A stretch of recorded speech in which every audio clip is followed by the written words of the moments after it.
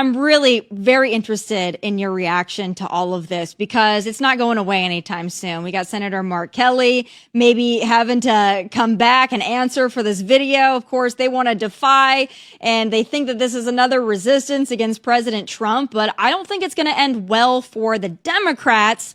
What's your take on it all? It's another example of the way Democrats try to spin things. They love for people to be themselves and express yourself. Day one in the military, Army, Navy, Air Force, Marine, Space Force, Coast Guard, they cut your head, they give you a uniform. You are now in uniform and you follow the proper chain of command.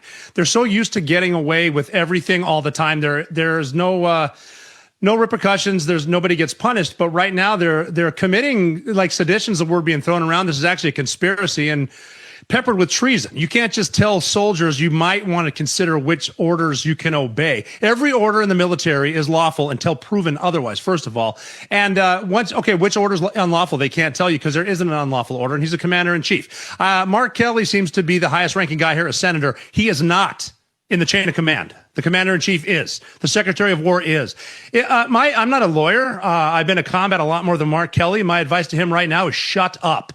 You're not doing yourself any favors. You can be recalled. And the Secretary of War noted today that picture that you posted of a rack. It was a pretty impressive rack. There's some V's on there. Everything's out of order.